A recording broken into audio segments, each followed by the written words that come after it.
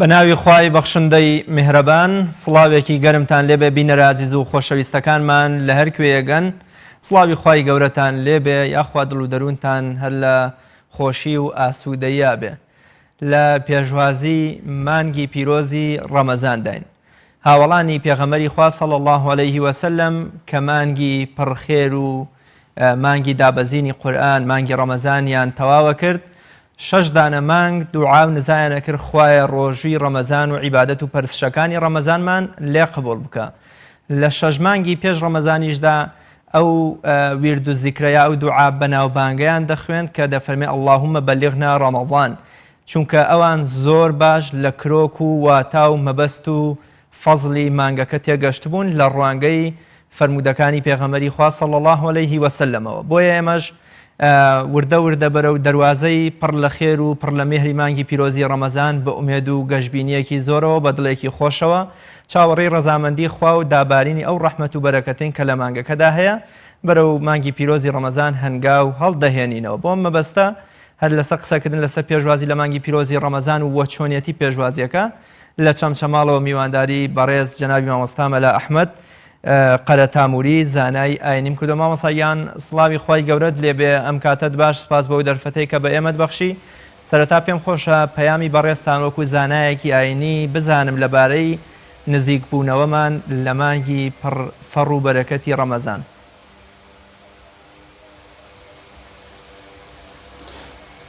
بەڵێ سڵاوی خوای گەورە لە جەنابتان و تێکڕای کارمەندانی کەناڵی ئاسمانی پەیام و تێکڕای بینەرانی بەڕێز و خۆشەویستیش بێت.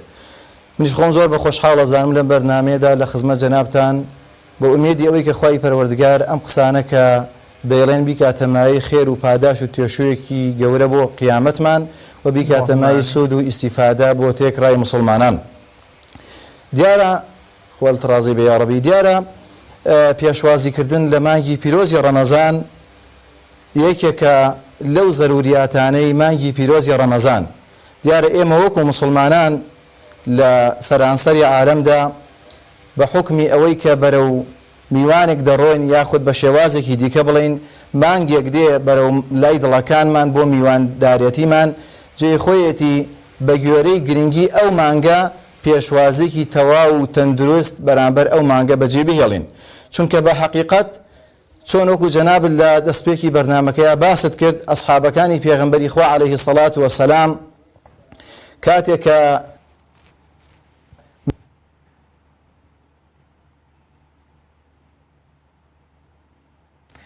بەڵێ وا دیارە گرفتێکی تەکنیکی هەیە ئینشاڵڵا پاشتر درێژە بە گفتوگۆکەمان لەگەڵ جەنابی مامۆستا ئەحمەد قەرە تاموری دەدەین لەسەر پێشوازی مانگی پیرۆزی ڕەمەزان. بێگومان ڕەمەزان یەکێکە لە وێستگە هەرە گرنگەکانی ژیانی هەر تاکێکی موسڵمان. مامۆستا جەلال بەڵێ فەرموو.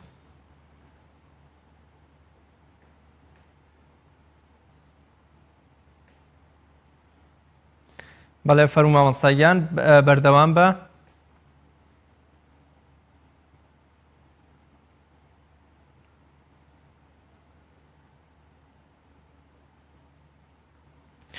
بەڵێ خۆشەویستان چەند ڕۆژێکی دیکە ئێمە تەقە لە دەواازەی مانگی پڕ لە میهر و خۆشەویستی یا گەورەی ڕەمەزانە دەین بێگومان ڕەمەزان یەکێکە لە گەورەترین وێزگەکانی ژیانی مرۆی مسلمان کە تێیدا بتوانێت ڕەزامەندی خوای پێبەدەست بهێنێ دەچمەوە لای میوانەکەم. بەڵێ مامۆستاگیان ئەگەر پێم درێژە بە پەیامی بەڕێستان بدەن لەبارەی هاتن و نزیک بوونەوەی مانگی پیرۆزی ڕەمەزان. بەڵێ باسی ئەومان کرد کە مانگی ڕەمەزان یەکێکە لەو میوانە بەڕێز و گەورانە و ئەسحابەکانی پێغەمبەری خوش عەلەیهی سەڵات وەسەلام زۆر گرنگیەکی تەواویان بە مانگی ڕەمەزان ئەدا لە کاتی بەخێرهاتنی و لە کاتی خواحافیزی لێکردنی. بۆیە باسی ئەسحابی پێغەمبەری خوش دەکەین صلی الله علیه وسلم هۆکارەکەی ئەوەیە چۆن قسەیەکی خۆمان دەڵێ زێر نرخەکەی لای زێڕەنگەرە. اینجا مانگی ڕەمەزانیشی کە لەو مانگە پڕخێر و بەرەکەت و گەورانە و ئەسحابی پێغەمبەری خوش عەلەیهی سەڵات وەسەلام لەو پەڕی شێواز لەو پەڕی مەعنا بە هەموو جۆرەکانی پێشوازی بە هەموو جۆرەکانی ڕێز و حورمەت و بە هەموو جۆرەکانی گرنگی پێدان گرنگیان ئەدا بە مانگی پیرۆزی ڕەمەزان. بۆیە ئێمە لەو سۆنگەیەوە جێی خۆیەتی ئێمە تەماشای ئەسحابی پێغەمبەر بکەین صلی الله عليه وسلم چۆن گرنگیان بە مانگی ڕەمەزان ئەدا. ئەو جار پێشوازیکردنی ئێمەی مسلمان لە مانگی ڕەمەزاندا دەکرێت بە چەند بەشێکەوە. بەشێکی ئیمانیە، بەشێکی دیکەی جەستەییە و بەشێکی دیکەی ئامادەباشیە لەلایەن ڕۆحمانەوە. طبعا دەکرێتە ئەم سێ بەشەوە. بەشی ئیمانیەکە کە پێغەمبەر صلی الله عليه وسلم فەرمێ من صام رمضان إيمانا واحتسابا غفر له ما تقدم من ذنبه. هەر کەسێک بگا بە مانگی ڕەمەزان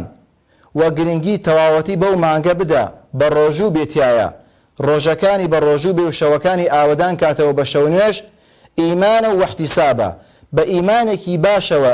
بیر و باوەڕێکی پتەوە، واتە ئیمان وای لێکرد بێ بە ڕۆژوو بێ، ئیمان وای لێکرد بێ بۆ مزگەوت بڕوا، ئیمان وای لێکرد بێ خۆی لە خواردن و خواردنەوە بگرێتەوە، سەرچاوەی ڕۆژووکردنەکەی تەنها ئیمان بێ، ئیمانیش پەیوەستە بەخواوە، یعنی بۆ خوای بێ ئەو ڕۆژوەی،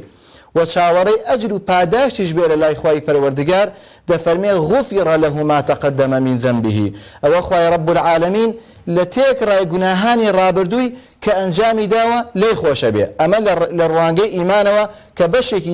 بەشێکی سەرەکیە لە پێشوازیکردنمان لە مانگی پیرۆزی ڕەمەزان. بەشێکی دیکەی پێشوازیکردنمان لە مانگی ڕەمەزان کەوتمان دەکرێت بە چەند بەشێکەوە، لایەنی جەستەییە. دیارە ئینسانی ئیماندار دەکرێت و لەسەری واجبە لەلایەنی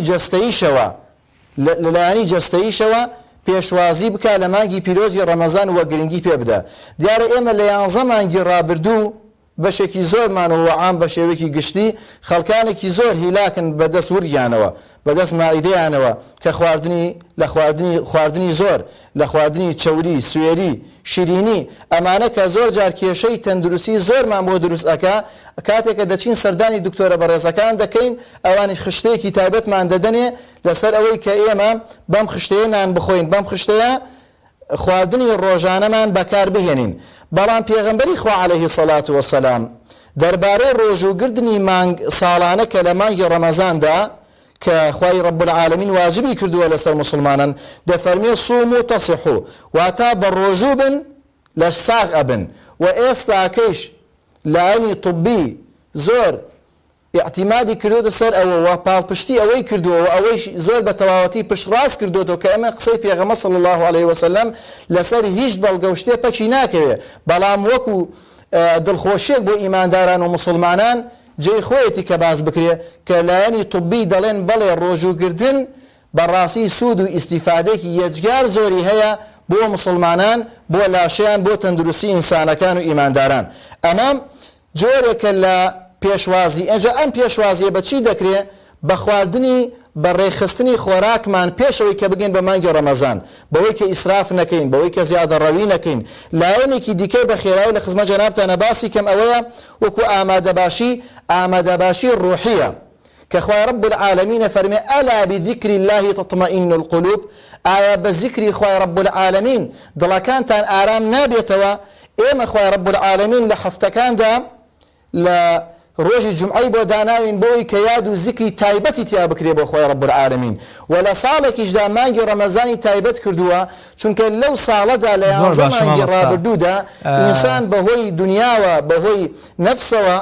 هیلاک ئەبێ، بەڵام بەوەی ئەو زیکر و یادەوە کە لەو مانگەیە دەیکا بەڕاستی ڕۆحی پارا و ئاسوودە دەبێت. زۆر باشە مامۆستا، ئێمە لە مانگی پیرۆزی ڕەمەزاندا تەواوی ئەو شتانەی کە پێش ڕەمەزان بۆمان حەڵال بوون لە غەریزەکانمان، لە خواردنمان، لە زۆر شتی دیکە بە جۆرێ لە جۆرەکان لێمان حرام و مەنعەکرێن. بەڵام بۆچی لەگەڵ ئەوەشدا پێویستە ئێمە هەر خۆشحاڵ و دڵخۆش و ئاسوودە بین بە نزیک بوونەوەمان و بە داخڵبوونمان بە مانگی پیرۆزی ڕەمەزان؟ بەڵێ، دیارە گومان لەوە دیانە خۆشی ئینسان و ئینسان بە شێوەیەکی تەبیعەتی هەست بە خواردن و هەست بە گەڕان و سەفرە و سیاحەت و کۆمەڵێشتی تایبەت ئەکا. بەڵام هۆی دڵخۆشیمان بە مانگی ڕەمەزان لە کاتێکا کە وەکو جەنابت فەرموود ئەوە شتە حرام کراوەکان لە هەموو حیاتمان هەر حرامە، و ئەو شتانەشی کە حەڵاڵن بەشێکیان ئەگەر هەموویشان نییە تەبعاً بەشێکیان حرام دەکرێت. بەهۆی چیەوەیە؟ کاتێککە حرام دەکرێت، بەڵام لەگەڵ ئەوەشدا کە ئێمەی مسلمان هەر دڵخۆشین بەهاتنی ئەو مانگەوە خۆمانی بۆ ئامادە دەکەین و دڵخۆشی خۆمانی تا دەرئەبڕین هۆکارەکەی ئەوەیە ئەجر و پاداشتێک و بەخششێکی هێجگار گەورە لەلایەن خوای رب العالمینەوە دادەبەزێ هەزاران قات ئەو دڵخۆشەی ئێمە کە هەمانە بۆ ئەو شتانەی کە لە دنیاە دڵمان خۆشەکە ئەو خۆشی و لەزەتە نەبراوەیە و ئەو خۆشی و لەزەتە حەقیقیە بۆیە بۆ هۆکارەوەی ئێمە دڵمان خۆش ئەبێ چونکە بە حەقیقەت بۆ نمونە ئێمان خۆمان لە خواردن و خواردنەوە دەگرینەوە ئەو شتەی کە لە دنیاە هەیە بەڵام خوای رب العالمین هەر کەسێک کە خۆی لە خواردن و خواردنەوە دەگرێتەوە بەهۆی کە بە حکمی ئەوەی کە بە ڕۆژووە خوای گەورە و میهرەبان بەهۆی ئەو خۆگرتنەوەی لەو خواردن و حەڵاڵە کە لە دنیاە لە بەردەستیدایە خواردن و خواردنەوەی بەهەشتی بۆ دادەنا کاتێک کە ئینسان توینی دەبێ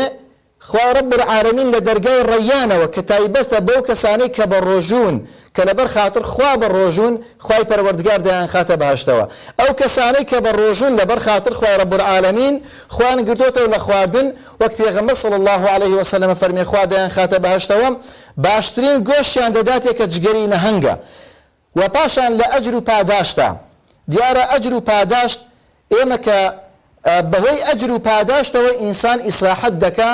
و دەحەسێتەوە بۆ ئینسان خانوو دەکات دەچێتە جێگای خۆش بۆی کە لە ڕووی دەرونیەوە جگە لە خواردن و خواردنەوە بحەسێتەوە بەڵام بەهۆی ئەو ئەجر و پاداشتەوە کە بەهۆی ڕۆژۆ دەستمان دەکەوێت ئەگەینە ئیسراحەت و نەجاتی حەقیقی چونکە هەموو خۆشیەکانی دنیا حەقیقی نییە بە شێوازێک لە شێوازەکان مەجازیە هەم کاتیە هەم تێدەپەڕێ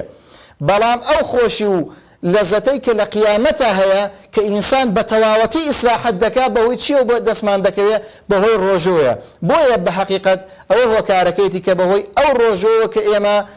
دڵمان خۆشە بێ لە کاتێکا کە ئینسان تووشی برسێتی و توینەتی و وەکەوەی کە جەنابەت فەرمووت زۆر باش مامۆستا لەوە چێ ئێستا خەڵکێکی زۆر نەزانن پێگە و فەزڵ و گەورەی مانگی پیرۆزی ڕەمەزان چەندە و چۆن چۆنیە پێم خۆشە لە زاری جەنابتەوە ئەو فەرمودەیە ببیستین منیش و بینەرانیش کە دوو برای ئەنساری یەکیان ساڵێک پێش ئەوی دیکەیان شەهید دەبێ و یەکێکیان ڕەمەزانێک دەگرێت دوایی کە یەکێ لە مسلمانان لە خەونیاندا دەبینێت کە پاداشت و شوێنیان لە بەهەشدا ئێجگار فراوانی هەیە و پێغەمبەری خوش صلی الله علیه وسلم هۆکاری ئەوە دەگێڕێتەوە بۆ گەورەی مانگی پیرۆزی ڕەمەزان بۆ ئەوەی بینەران بزانن کە ئێمە لە ئێستاوە داخل بە چ مانگێکە بین تا ئەوانیش قۆڵی مەردایەتی لێ هەڵماڵن و وەکو میوانێکی ئازیز سەیری مانگەکە بکەن بەڵێ ئەو فەرمودەی کە جەنابەت ئاماژەت پێ فەرموو کە فەرمودێکی صحیحە کە دوو برای ئەنساری دانەیەکیان لە پێش ئەوە لە پێناو خوای رب العالمینە دەگەڕێتەوە لە پێناو دینی خوایە دەگەڕێتەوە خزمەت خوای رب العالمین کە ئەجر و پاداشتی تێکۆشان لە پێناو خوا یەجگار زۆر و گەورەیە کە معلومی جەنابتانە بەڵام دانەیەشیان ساڵێک دوای ئەو برایان کە پێشتر لە ڕێگەی خوایە وەفاتی کردووە گەشتەوە خزمەت خوای گەورە وەفاتەکە بەڵام کاتێک کە ئەمە لە خەوندا دەمیدرێ ئەمی دووهەمیان کە ساڵێک لە دوای ئەوە وەفاتی کردو و مردووە بەڵام ئەجر و پاداشت و پلە و پاداشی لای خوای رب العالمین زیاترە دیارە پێغەمبەر صلی الله عليه وسلم دەیگەڕێنێتەوە بۆ ئەوە و دەرسی ئەصحاب و ئەو ئەوانەی کە لە دەوری پێغەمبەری خوا بوون عليه الصلاة والسلام و دەیکاتە قاعیدەیەکیش بۆ ئێمە دەفەرمێ ئەوە هۆکارەکەی ئەوەیە کە ساڵێکی زیاتر ماوەتەوە لە تەمەنە ئەو ساڵش کە ڕەمەزانی تیاکەوتووە و بەهۆی عیبادەتی زۆری لەو ڕەمەزانەوە بەهۆی ئەنجامدانی عیبادەتی زۆر لە مانگی ڕەمەزانە گەشتە خزمەت خوای رب العالمین ئەجر و پاداشتەکەی زیاتر بووە یعنی وەختێکی زیاتری بەدەستەوە بۆکو فرسەتی خوا پێی بەخشیوە ئەمە چەندێ ئەجر و پاداشی هەیە و چەندێ دەرس و پەندی تێدایە بۆ ئێمە مسلمان یەکەم ئەوەیە کە ئێمە سوپاسی خوای رب العالمین بکەین کە خوای پەروەردگار دەرفەتمان بدا کە بگەینەوە بە مانگی ڕەمەزان وەک پێغەمبەر صلی الله عليه وسلم فەرموویەتی اللهم بلغنا ڕەمەزان چونکە زۆر خوشک و برای مسلمان هەبوو پار ئەم وەختە لەگەڵ ئێمە بوون بەڵام ئێستا لەژێر خاکان خوای رب العالمین ئەو فرسەتەی پێ نەبەخشین خوای گەورە میهرەبان لیان خۆش بوو بێ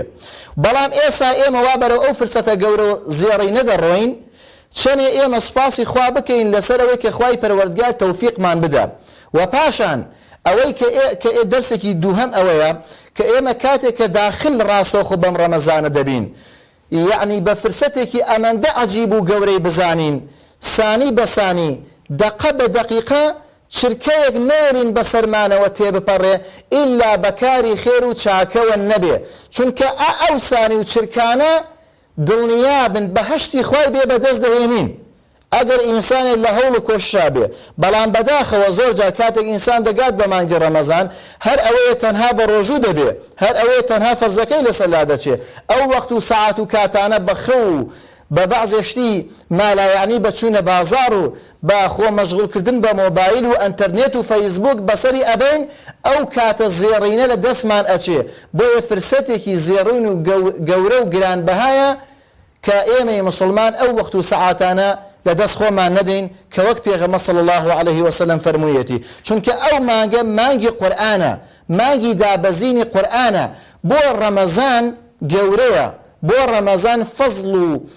گەورەی هەیە لە لای خوای پەروەردگار وەجێی خۆیەتی ئێمەی مسلمان گرنگی پێ بدەین. هۆکارەکەی ئەوەیە کە خوای گەورە دەفەرمێ شەهر ڕەمەضان الذي أنزل فيه القرآن، مانگی ڕەمەزان ئەو مانگەیە بۆ گەورەیە کە قورئانی تیادا بەزیێتە خوارەوە، کە قورئان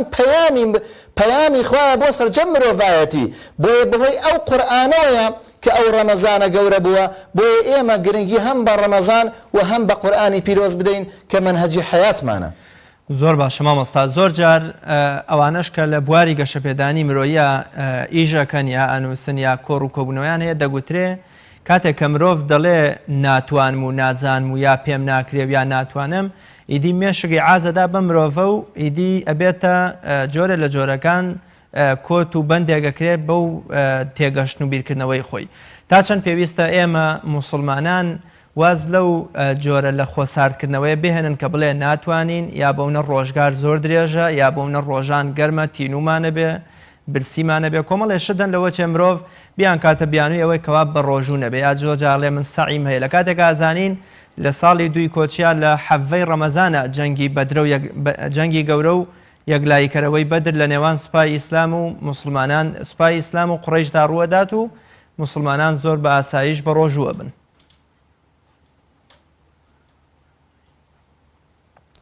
بەڵێ وەکو ئەوەی کە جەنابەت فەرمووت لایەنی دەرونی ئینسان کاتێکە لە ڕووی دەرونیەوە ئێمە هەر کارێک بکەین پێش ئەوەی کە ئیشەکە ئەنجام بدەین، یعنی خۆمان ئەتوانین خۆمان وا لێ بکەین کە بتوانین ئەو کارە زۆر بە باشی ئەنجام بدەین و ئەتوانین هەر خۆشمان وا لە خۆمان بکەین کە نەتوانین ئەو کارە ئەنجام بدەین لە کاتێکشا کە زۆر بە باشی بتوانین ئەنجامی بدەین. بەڵام خوا رب العالمین ئەگە تەماشای قورئانی پیرۆز بکەین و تەماشای فەرمودەکانی پێغەمبەری خوا بکەین عەلەیهی سەڵات وەسەلام کە پڕێتی لە گەشببینی، کە پڕێتی لەوەی کە ئینسان ورەی بەرز بێ، مەناعەی بەقووەت بێ. دیارە ئینسان لە دوو جۆر مەناعە دروست بووە، یەکەم مەناعەی ڕوحی پاشان مەناعەی جەسەدی. ئەگەر ئینسان مەناعەی ڕوحی معنەوی بەقووەت نەکا، بەهێز نەکا، ئەگەر مەناعەی جەسەدیشی بەقووەت بێ، بەهێز بێ، عەزەڵاتی باشی هەبێ، ناتوانێت کار و کەسابەت بکە، ناتوانێت بە ڕۆژوو بێ، ناتوانێت قسە بکە، ناتوانێت کۆمەڵی ئەو شتانەی کە ئەو ئینسانە بیەوێ. بەڵام پێغەمبەر صلی الله عليه وسلم زۆر بە جوانی کە ئێمە ئاگادار ئەکاتەوە کە ئێمەی مسلمان لە ڕووی جەسەدیەوە و ئێمەی وا ڕاهێناوە لە ڕووی ڕوحیەوە کە بتوانین شتێکە بێتە مایی ئەوەی کە ساردمان بکاتەوە خوای گەورە میهرەبان حرامی کردووە لەسەرمان. بۆ نمونە ئێمە سونەت وایە کە دووشەمان و پێشەمان بە ڕۆژوو بین، یاخود لە مانگێکا سێ ڕۆژتیایە بە ڕۆژوو بین. ئەمە وا لە ئینسان ئەکا هەم وەکو ئەوەی کە جەنابەت فەرمووت کە لە ڕووی جەسەد لە ڕووی ڕوحیەوە کە ئەو ئینسانە مەناعەی بەقووەت بێ و لە ڕووی جەسەدیە وەکو ڕاهێنانێکیش بێ بۆی کە لە مانگی ڕەمەزانە بە ڕۆژوو بێ. و بەڵام گەورەترین شتێکە ئێمەی مسلمان گەورەترین مەناعە، گەورەترین بەهێزی، گەورەترین پاڵنەر بۆ ئەوەی کەوامان لێ بکە ئێمە لە مانگی ڕەمەزانە بە ڕۆژوو بین ئەوەیە کە خوای پەروەردگار شتێک لەسەر بوونەوە و مەخلوقاتی خۆی فەرز و واجب ناکە کە ئەگەر ئەو کەسان نەتوان ئەو شتە ئەنجام بدەن. خوای گەورە میهرەبان لە کاتێکا کە ڕۆژووی لەسەرمان فەرز کردووە کوتیبە عەلەیکوم الصیام کە خوای پەروەردگار بمەعنا فوریضە، خوای گەورە میهرەبان فەرزی کردووە لەسەرمان ڕۆژی مانگی ڕەمەزان، خوا خالقمانە ئەزانێت کە ئێمە ئەتوانین ئەو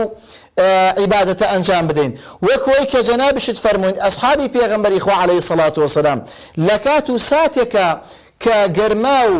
ناخۆشی و ناڕەحەتی کە لە جەنگ و جیهادا بوون بەڵام بە ڕۆژوو بوون یان هەر نمونەی واقعی ئەم ڕۆژگارەی خۆمان با و باپیرانی ئێمە ئەگەر لێیان بپرسین لە کاتێکا کە درێنیان کردووە لە کاتێکا ئەگەر کرێکاریان کردبێ لە کاتێکا ئەگەر خەریکی ئیش و کاری دەشت و دەر و پەرژین بێ لە ڕووی جەنابتان و بینەرانی بەڕێز کە خەریکی حەیوانداری و کۆمەڵی کاری زۆر قورس بوونە کە زۆر هیلاک بوونە بەڵام لەگەڵ ئەوەشدا بە ڕۆژوو بوونە چونکە لایەنی ئیمانیان ئەمەندە بەقووەت بووە ئاگایان لە جەسەدیان نەبووە خۆی پەروەردگار ڕەحمیلیان کردووە کە لە لایەنی جەسەدیشەوە بەهێز بن اینجا ئێمەش لەم کاتێکە لە وەخت و کاتێکین بە شێوازێک نییە کە دنیا ئەمەندە گەرم بێ و وەسائلی ساردکەرەوە لە ئەلحەمدولیلا گەلێ زۆرە بەڵام ئینسانێک کە چاوی مەگەل لە ڕەحمەتی خوانە بێ لە پاداشتی خوانە بێ لەسەر ئەو ڕۆژوانە کە نەتوانێت بە ڕۆژوو بێ ئەو فەرمودانەی پێغەمبەر صلی الله علیه وسلم کە باسی ئەجر و پاداش دەکات لەسەر ڕۆژوان لەسەر ئەو کەسانەی کە بە ڕۆژوون کە پێغەمبەر صلی الله علیه وسلم فەرمیێ لا مثل له ڕۆژووگرتن وێنەی نییە بۆ خوای گەورە لە ئەجر و پاداشدا کە ئیمامی عەلی کەڕەم الله وجهه دەفەرمێ سێشتم لا زۆر خۆشەویستە دەفەرمێ الصوم في الصيف دەفەرمێ ڕۆژووگرتن لە مانگی لە گەرمای هاویندا الصوم في الصيف وإكرام الضيف والضرب بالسيف دەفەرمێ ڕۆژووگرتن لە گەرمای هاویندا زۆر خۆشەویستە لەلام و پاشان ڕێزگرتن لە میوان کاتێکە میوانێکم دێ و پاشان حەزم لێ لە پێناو خوای گەورە میهرەبانە تێبکۆشم بۆیە بەڕاستی باشترین پاڵنەر بە پوختی و بە کوردی ئەوەیە ئەو فەرمودانە کە باسی ئەجر و پاداشت ئەکا ئێمە ڕەچاوی بکەین بزانە ئەبینە مەناعەمان زۆر بە قووەت ئەبێ و ئەتوانین زۆر بە ئاسانی مانگی ڕەمەزان بەڕێ بکەین لە کاتێکیشە سەرەڕای ئەوەی کە خوا ئەزانێت چی لە توانامان هەیە بۆیە فەرزی کردووە لەسەر زۆر باشە مامۆستا لە ڕۆژی فەتحی خەیبەردا کاتێکە پێغەمبەری خوا صلی الله علیه وسلم ئاڵای ڕزگاری قەڵای خەیبەر دەداتە دەست ئیمامی عەلی دەفەرمێ عەلی ئەگەر کەسێک لەسەر دەستی تۆ هیدایەت وەربگرێ و ئیمان بەخوا بێنێ لە دنیا و ئەوەشی کەتیایەتی بەو هەموو ناز و نعمەتەوە لای خوا خۆشەویستتر و باشترە بۆ تۆ کەوەی ئەگەر دنیات بنێ تا چەند ئەرکی منە وەکو ڕاگەیاندنکارێ جەنابەت وەکو مامۆستایەکی ئاینی ژنێک لە کۆڵانەکەی خۆیان دوکاندارێک لە تەنیشت دوکاندارێکی دیکەدا کەسێک لە کاتی دەوام و تەنانەت سەرکەوتنیشی لە ناو تەکسیەکە یا پاسێکدا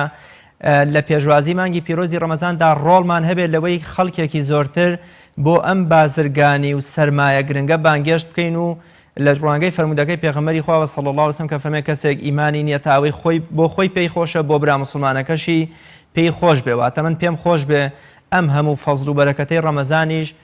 ببێتە بەشی دراوسێکەم یا هاوڕێکەم یا دراوسێ دوکانەکەم. بەڵێ دیارە گومانی تیانە ئەو فەرمودەی کە جەنابەت باست کرد دەکەوێتە ژێر ئەو یاسایی کە ئەمر بە چاکە و نەهیکردن لە خراپە و ئاگادارکردنەوەی موسڵمانان بۆ کاری خێر و چاکە ئەمە کارێکی گرنگە نەک تەنها بۆ ڕەمەزان بۆ تێکڕێ حەیاتمان هەتاوەکو ئەو کاتەی کە دنیا بەجێ دێڵین کە هەر شتێکی باش هەر شتێکی چاکمان بینی ئێمەی موسڵمان دەستخۆشی لەو کەسە بکەین و پاشان هانی خەڵکی بۆ بدەین کە پێغەمبەر صلی الله عليه وسلم فەرمێ لا يؤمن أحدكم حتى يحب لأخيه ما يحب لنفسه. طبعا أم فرمودي پێغەمبەر صلى الله عليه وسلم کە باز بکە لەناو سەتانەوەتی مسلمانان یەکسەر قەناعەت و فکر و بۆچوونی دەڕوا بۆ لای دنیایەکەی بۆی کە کەسێک بۆنە ڕێگەیەکی کەسابەت بە یەکێک بڵێ بۆ نمونە قازانجێکی دنیایی بەبێ گومان ئەوە دەگرێتەوە بەڵام باشترین تیجارەت و قازانجێک کە وەخوای رب العالمین ئەفەرمێ لە بن نایە و زەرەری تیانیە لە سەد قازانجە هەمووی قازانج و سەرمایی قیامەت و تیجارەتی ئاخیرەتە بۆیە ئێمە وەکو مسلمانان ئەرکی سەرشانمانە من وەکو مامۆسایشی ئاینی جەنابەت وەکو کەسێکی ڕاگەیاندنکار کەسێک وەکو کاسب کەسێک وەکو دوکاندار ئافرەتێک لە گەڕەک و ماڵەکەی خۆیە کە ئێمەی مسلمانان هانی خەڵکی بدەین بۆ ئەوەی کە گرنگی بە مانگی ڕەمەزان و پاشان عیبادەتی باش بدەین. ئەها پێغەمبەرە فەرمێ صلی الله عليه وسلم ئەمر بە مناڵەکانتان بکەن لە 7 ساڵی بەدواوە لە تەمەنی 7 ساڵەوە کە فێری نوێژ و ڕۆژوو عیبادەتیان کەن بۆی کاتێک کە دەمەنی دەگاتە 30 ساڵ و 20 ساڵ و 40 ساڵ نەڵێ ئەی هاوار ڕەمەزان کەوتە مانگی کەوتە هاوینەوە کەوتە گەرماوە پێم ناگیرێ بۆی کەوا لەگەڵ یان ڕابێ کە بەبێ ڕەمەزان ئیدارەی نەبێ. ئەمە وەکەوەی کە پێغەمبەر صلی الله عليه وسلم کە ئەمەمان پێ دەکات. پاشان ئێمەی مسلمان جۆرێکی دیکەی ئەرکی سەرشانمان لە ئاگادارکردنەوەی مسلمانان لە وەکو ئەمر پێکردنیان و ئاگادارکردنەوەیان لەم خێر و پاداشتە نەبڕاوە ئەوەیە بە فیعلی بەکردەوەکانمان بیسەلمێنین. بۆ نمونە کەسێک ئەگەر عوزرێکی شەرعیشی هەیە بە ڕۆژوونیا عوزرێکی شەرعیشی هەیە با لە بەرچاو مسلمانان نان و ئاو نەخوا با لە بازار شت نەخوا لە بەرچاو خەڵک ئیلا مەگەر مسافر بێ لە جێگایەک و بێ بۆ جایەکی دیکە کەس نەناسێ لەو شارە یان ئەگەر بۆ نمونە خوشکێک ئافرەتێک یعنی لەسەر شاشەی تەلەڤیزیۆنێکەوە لە جێگایەکەوە لە بازارەوە یعنی جلوبەرگی ناشەرعی نەکاتە بەری ئەوە وەکو ڕۆژێک لە مانگی ڕەمەزان و وەکو ڕۆژێک لە مسلمانان و وەکو ڕۆژێک لەو شعارە گەورەکەمە مانگی پیرۆزی ڕەمەزانە کە ئینسان دەبێ بە هەموو داواکاریەکانی ڕەمەزانەوە بەڕاستی بیسەلمێنێ کە ڕەمەزانە. ڕەمەزان کاتێک کە پێی ئینسان کە بە ڕۆژوو دەبێ ئیمساک دەکا خۆی دەگرێتەوە یعنی لە بەشێک لە شتە حەڵاڵەکان خۆی دەگرێتەوە و لە تێکڕای شتە حەرامەکان خۆی دەگرێتەوە. بۆیە پوختەی قسەکەم ئەوەیە هەم بە کردەوە هەم بە زبانمان جێی خۆیەتی و لەسەرمان واجبە کە مناڵەکانمان دراوسەکانمان تێکڕای مسلمانان ئاگادار بکەینەوە لەم خێر و پاداشتە. پێغەمبەر صلی الله عليه وسلم فەرمێ ئینسان کە هەستا بۆ شەونێش خێزانەکەی ئاگادار بکاتەوە ئەفەرمێ ئەگەر هەڵ نەسا بۆ شەونێش ئاوا دەسی بپرژێنە بە ئاوا و بە دەموچاوی دابۆی کە خەبەری بێتەوە لەگەڵ لەو ئەجر و پاداشتە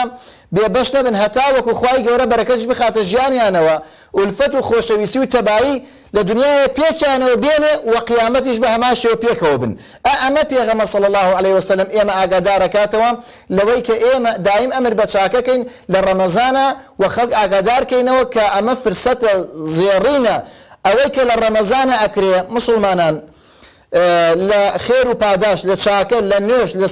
لە سبحان الله سبحان الله لە ڕەمەزانە فەرقی هەیە لە سبحان الله دوای ڕەمەزان. ئەمە پێغەمبەرە فەرمێ صلی الله عليه وسلم 1000 دینار لە ڕەمەزانە بیبەخشی فەرقی هەیە لە 1000 دینار ئێستاکە بیبەخشی یعنی ئەجر و پاداشتەکەی جیاوازە. بۆیە دەیکەواتە با ئێمە ئەو فرسەتە زێڕینە ئەو هەلە تیجارەتە گەورە و عەزیمە لەدەست خۆمان نەدەین کێ دەڵێ ساڵێکی ئێمە فرسەت دەبێ لە ڕەمەزاندا دابنیشین. لە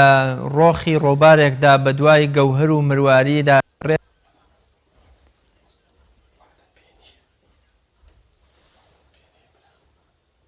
ئەمانایە ساوتەکە بڕەوەسە یام خۆی بە خەو و چوونە دەرەوەی وەرگێڕاوەکان خێزانی کوردیان داپۆشیوە و ڕۆژ خێزانی کوردی بە دیار شاشەی تەلەڤیزیۆنەکانەوە کاتەکانی خۆیان بەسەرە بن. لە ئێستاشەوە کەناڵەکانی ڕاگەیاندن بە تایبەتەوانەی هونەرین ڕێکلامەکەن بۆ زنجیرە دراماکانیان بۆ کۆمەڵێ بەرنامەی تەرفیهی و دڵخۆشکەرانە بۆ هاوڵاتی تا چەند پێویستە مسلمان ئەوەندەی سەرقاڵە بە عیبادەت و ڕەزامەندی خوا و پەرستشوو بە دەستهێنانی مڵۆیەکی زیاتر بۆ پڕکردنی خەرمانی قیامەتی خۆی بە فلیم و بە خەو و بە چوونە دەرەوە و بە فەیسبوک و بە تۆڕە کۆمەڵایەتەکانەوە سەرقاڵ نەکات. بەڵێ دیارە ئێمە ڕەمەزان لە ساڵێکا یەک جارێک میوانێکی زۆر گەورە و گرانبەهایە. ئەمە خاڵی یەکەم. خاڵی دووهەم بە مانگی ڕەمەزان ناوێکی هەیە پێی دەوترێ مانگی فرسەت. مانگی فرسەت یعنی مانگی بۆیە پێی دەوترێ مانگی فرسەت یعنی مانگەکە کاتیە و وەختێکی کەمە تێدەپەڕێ. یەکەم ڕەمەزان ساڵی جارێکە دووهەم کاتێکە فرسەتە یعنی تێدەپەڕێ سێم لەسەر ئەوەی کە پێی دەوترێ فرسەتە یعنی ئەجر و پاداشێکی تایە ئەگەر نەیقۆزینەوە دواتر وەک باسم کرد لە پێشوەختە لە دەستمان ئەچێ. بەڵام وەکو ئەوەی کە جەنابەت باست کرد پێغەمبەر صلی الله عليه وسلم فەرمێ دەفەرمێ ئینسانی وا هەیە لە مانگی ڕەمەزاندا بە ڕۆژووە ڕۆژەکەی هەتا ئێوارە خۆی گرتوتەوە لە تێک ڕای حەڵاڵەکان کە تەبعەن بۆ ڕۆژوان حرام دەکرێت لەو کاتێک کە بۆ ڕۆژووی خواردن و خواردنەوە بەعزێشتی دیکە بەڵام لە هەندێشتی حرام کراو ئینسان خۆی ناگرێتەوە دەفەرمێ دەگات بە ئێوارە کاتێک کە ڕۆژەکەی دەشێنێ و فتار دەکاتەوە دەفەرمێ لای خوای گەورە و میهرەبان تەنها توونێتی و برسێتەکەی بۆ دەمێنێتەوە هیچ ئەجر و پاداشتێکی دەست ناکەوێت پەناگرین بە خوای گەورە و میهرەبان بەڵام و زانایانی ڕابردوو وەکو ئەبوو حەنیفە ئیمامی شافعی ئیمامی مالیک کاتێک دەگەیشتن بە ڕەمەزان هەموو قوتابیەکانیان ئیزن ئەدا ئیمامی ئەبوو حەنیفە تەڵەبەکانی ئیزنەدا پیانی ئەفەرموو ئەم مانگە بڕۆنە بۆ ماڵ خۆتان عیبادەتکەن لە مزگەوتا بمێنەوە ئەتیکافکەن من ئەم مانگە دەرس ڕادەگرم دەرسی فقه ڕادەگرێ باسی حەڵاڵ و حەرامەکە ئیمامی حەنەفی ئیمامی شافعی ئەفەرمێ پێتان ناڵم دەرستان پێ ناڵێمەوە بۆ چونکە ئەمە هەلێکی ناوازەیە ئەبێ فرسەتێکە بیقۆزمەوە ئەنا نەیقۆزمەوە ئەو هەلە ئاگام لێ نەبێت لە دەستم ئەچێ دوای فرسەتەم لە دەست نامێنێ بە دەرس و شتی دیکە تەعویز نابێتەوە ئەمە ئیمامی ئەبوو حەنیفە و پێشەوایانی ئێمە دەرس و دەوریان ڕاگیر کردووە بەڵام ئێمەی موسڵمان بەداخەوە مع الئەسف لە ئێستا وەکو جەنابەت باست کرد لە ڕێی لەژێر هەر ناو نیشانێکا بێ ئەگەر لە ڕووی شەرعەوە بڵێ کارێکی باش نییە لە ڕووی دنیاییشەوە بڵێ هەر بۆ دڵ و دەرونی ئینسان هەر باش نییە بەس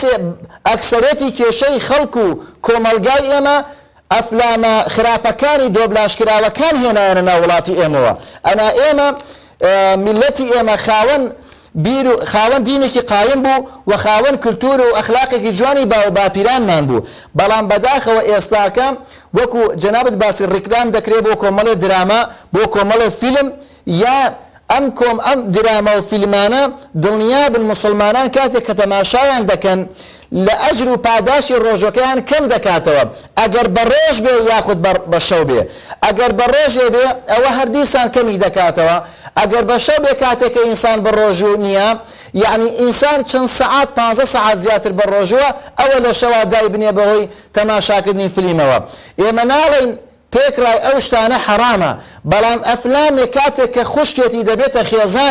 خێزانێتی دەبێتە دایکی یان ئافەتی ڕوت و قوت و سەر و باڵ و سنگی بەدەرەوە نەک لە ڕەمەزان لە هەموو وەخت و کاتێکا دروست نییە بەڵام لە ڕەمەزانیشا کاتێک کە ئەجر و پاداش زۆرە و ئینسان دەبێت خۆی بەوە خەریکە ئەوە چەندین جار ئەو شتەحکارێکی باش نییە و خراپە ئینسان دەبێت خۆی لێ بپارێزێ و خاڵێکی دیکە خەوە بۆ ئەوەی کە لە بیرمان نەچێ زۆر موسڵمان کاتێکە بە ڕۆژووە کاتێکە لە دوای نوێژی بەیانی و پارشەوە کاتێککە نوێژەکەی ئەکا دەخەوێ هەتا وەکو سەعات 12 نیوەڕۆ 12 نیمەڕۆ لە مابەینی نیم سەعاتێکە هەڵ ئەسێ نوێژەکەی دەکا دەخەوێتەوە هەتا وەکو عەسر و مەغریب کە ئەمە عولەمایانی ئیسلام ئەفەرمون مەکروهە باش نییە کە ئینسان لەو کاتێک کە بە ڕۆژووە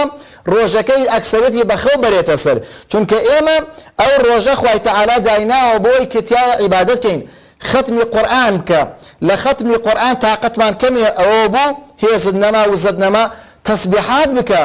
دواتر دوعا بکە دواتر بچۆ یارمەتی موسڵمانێ بدە ئیتر بەخشین بێ هەچ هاوکارێکی تر بێ یان خۆسەرقاڵکردنمان بە مۆبایل و ئەنتەرنێت و فەیسبوک ئەمانەش دیسان پەنا ئەگرین بەخوای گەورە و میهرەبان موسڵمانان دەبێت زۆر وریابن ئەمەیە پێشوازی ڕەمەزان ئەبێ خۆمان بپارێزین لەوانە چونکە پێشوازی ڕەمەزان دەبرێت دوو بەشەوە بەشێکی خۆ ئامادەکردنە بۆ چاکەکان بەشێکی خۆ پارێزیە لە خراپەکان ئەوانش کۆمەڵێشتی خراپن ناڵین حرامە قسەمان لەسەر ئەوە نییە بەڵام قسەمان لەسەر ئەوەیە فرسەتەکە ئەمەنە زێڕینە حەیفە ئینسان سەرفیکە ئەو وەختە لە دەست خۆی بدا بە هەندێک کارەوە کە ئەو فرسەتە زێڕینە لە دەست خۆی بدات زۆر باش مامۆستا فەرمودەیەکمان هەیە کە ئەمە مەبەستمەوەیە زیاتر خەڵک هان بدەین بۆ ئەوەی کە بە چاوێکی زۆر گەورە و سەی ڕەمەزان بکە نەخوا نەخواستەوەی کە بەم فەرمودەیە دڵی خەڵکانێک تەنگ بکەین یا خەڵکێک وای بزانێ مەبەستمانەوە پێغەمبەری خوا صلی الله علیه وسلم ڕۆژێک کە دەچێتە سەر مینبەرەکەی بە سێ پلەی قادرمەکەیە کە سەر دەکەوێ جبریل دێ بۆ لای سێ دوعا دەکا پێغەمبەری خوش صلی الله علیه وسلم ئامین دەکا یەکێ لەو دوعایانە دەفەرمێ خوالوتێ و کەسە بە خۆڵاچێکە بەڕمانگی پیرۆزی ڕەمەزانەگات و ناتوانێ ڕەزامەندی خوای تێدا پێ بەدەست بهێنێ. تا چەند پێویستە ئێمە خەڵکێک خۆی لەم دوعای بپارێزێت کە پێچەوانەی سێ دوعاکەش ئەگونجێ ڕەزامەندی خوای گەورە بێت، چونکە یەکێکیان ناوهێنانی پێغەمبەرە صلی الله علیه وسلم کە سڵاواتی لێ نەدەین، یەکیانەوەی کە بە دایک و باوکمان یا بە یەکێکیان بگەین و نەتوانین دڵیان خۆشکەین و ڕەزامەندی خۆیان پێ بەدەست بێن، یەکێکیان ڕەمەزان. تا چەند پێویستە ئێمە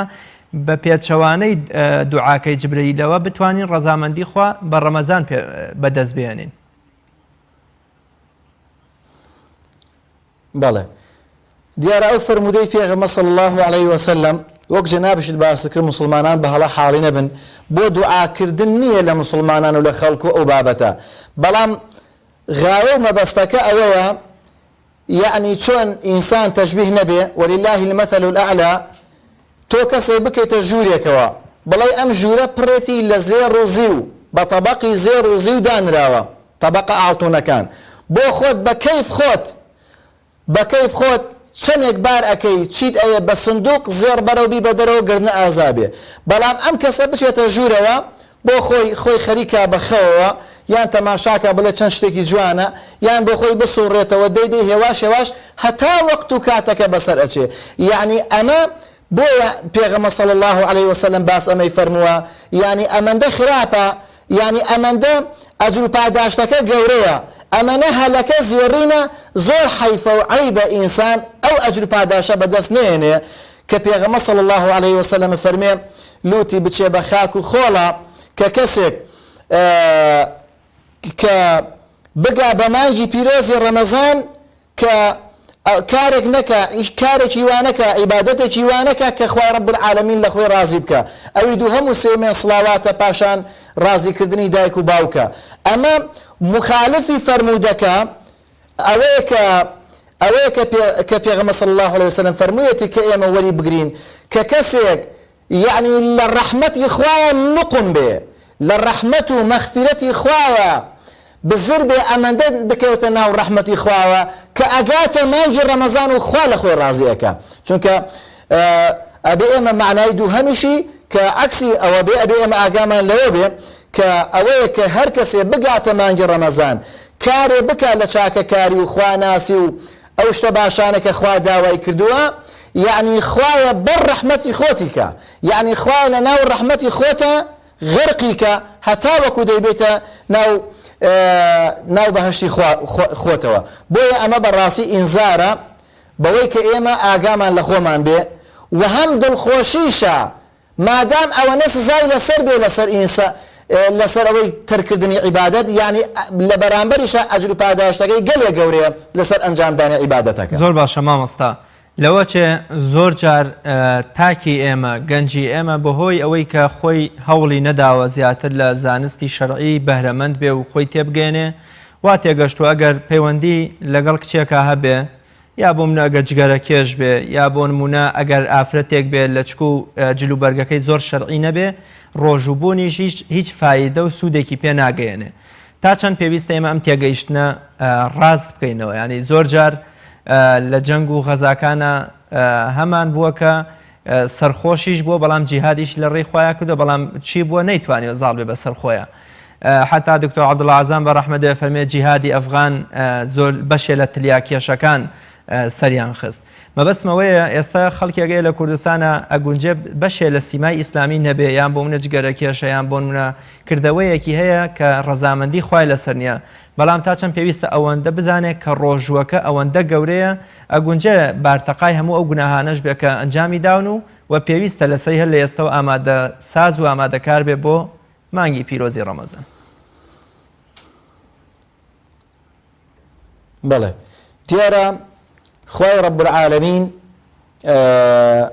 ئێمە ئاگادارەکاتەوە ئەو بەندانەی کە لە گوناه و تاوانە ڕۆچوون پیانە فەرمێ لا تەقنەتوا من ڕەحمەت الله، واتە مەویست مەبن، واتە تووشی ئەو حاڵەکاتە نەبن کە بڵێن خوای رب العالمین ڕەحمان لێ ناکە. ئەمە خوای گەورە بە کێ فەرمێ؟ بەوانەی کە لە گوناه و تاوانە ڕۆچوون تووشی گوناه و تاوان بوون. خوای گەورە میهرەبان ڕەحمەت و سۆز و میهرەبانی یەجگار فراوانە و تێکڕای مەخلوقاتی خوا دەگرێتەوە.